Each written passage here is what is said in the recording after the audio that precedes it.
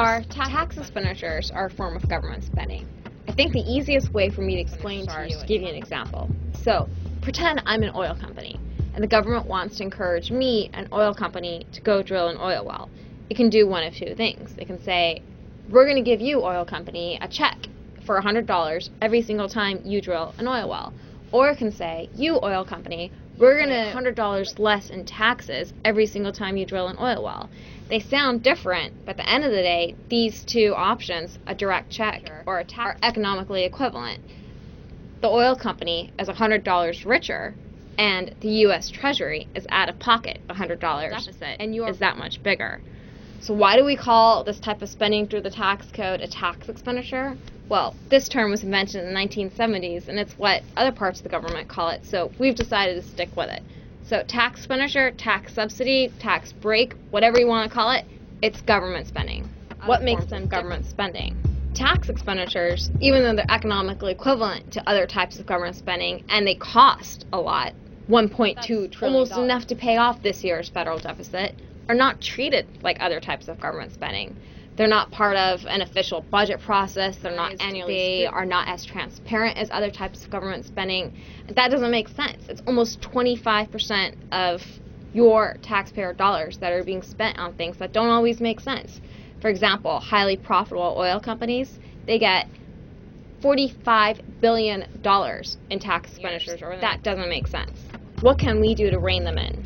There are 4 things that we here at CAP believe that we needed to do to get tax expenditure spending under control. First, we need to acknowledge that this is an important form of government spending and that we need to start treating it like government spending. Second, we need to start measuring and evaluating this type of government spending. It's $1.2 trillion. We should know when it works and when it doesn't work so that we can reward programs that do work and cut spending when it doesn't work. Third, we need to start scrutinizing this regularly. Congressmen and lawmakers and policymakers need to start thinking about this as real dollars that's out of the U.S. Treasury and evaluating it as part of their annual budget process. And finally, they need to be more transparent. You should know where taxpayer dollars are being spent.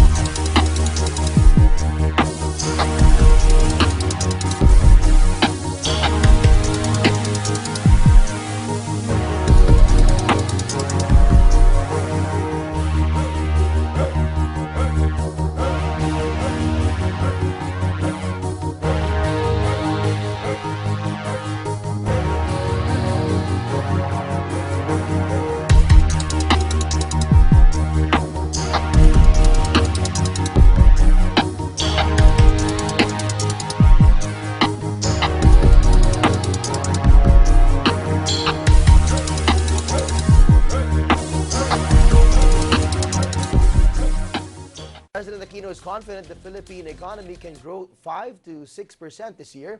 The president says higher government spending and foreign investments will help the country. He points out investments being reported by the National Statistics Office are grossly underreported. The president adds the agriculture sector has been performing well. Yung nare-report ng NSO na data, mukhang hindi nakaka-capture lahat ng investors. No, may delay rin sa pagre-report ng lahat ito economic data. Yung 6.4, di ba, naging 6.3 dahil nagkaroon na recomputation. So, the NEDA and its attached agencies, NSCB, NSO, are working on getting us the relevant data sooner. Agriculture, no, talaga, at saka in other departments have been reminded, yung budgets nyo, use or lose. At nandun na tayo sa deadline ng pag-use. So, yung mga fast-acting agencies might get the benefits of all of these savings dahil hindi nagamit itong tinukahan, itong mga budget. No? So, yung effect on pipe priming will also be there.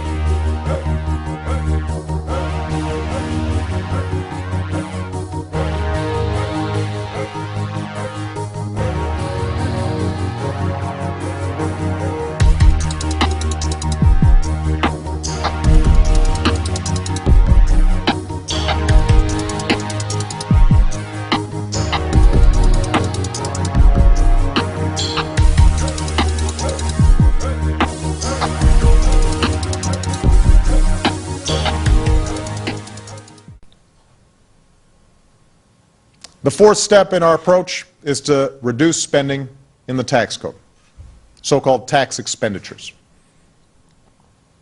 In December, I agreed to extend the tax cuts for the wealthiest Americans because it was the only way I could prevent a tax hike on middle-class Americans.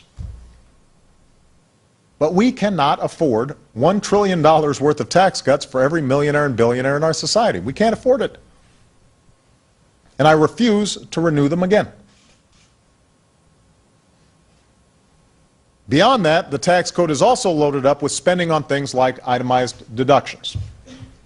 And while I agree with the goals of many of these deductions, from home ownership to charitable giving, we can't ignore the fact that they provide millionaires an average tax break of $75,000, but do nothing for the typical middle-class family that doesn't itemize.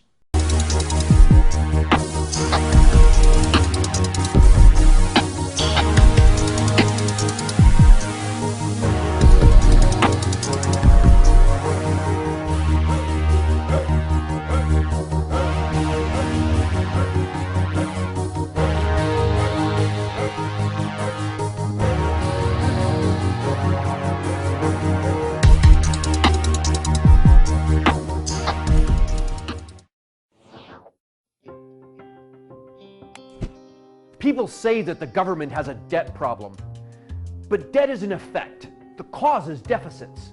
Every time the government runs a deficit, the debt increases. If the debt is like the outstanding balance on a government's credit card, the deficit is the extra amount the government charges on its card each year. Debt is caused by deficits, but deficits are caused by the difference between tax revenue and spending. So perhaps the debt problem is really a revenue problem. How much tax revenue has the government collected over time? Federal tax revenue today is more than 20 times what it was in the 1950s. But that's not a fair comparison. Prices are a lot higher than they were in the 1950s, so let's adjust tax revenues to account for inflation. Adjusted for inflation, tax revenue is more than 5 times what it was in the 1950s. But that's not a fair comparison either. There are a lot more people in the United States than there were in the 1950s. So let's adjust tax revenues to account for population growth. Adjusted for inflation and population growth, tax revenue today is 3 times what it was in the 1950s.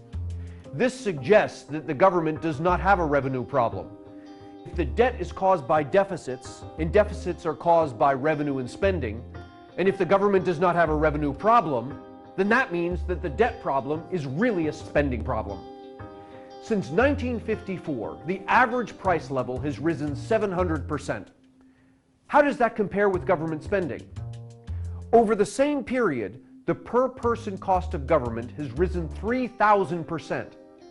To put that in perspective, the government recently attempted to take over the healthcare industry in an attempt to rein in the rising cost of healthcare.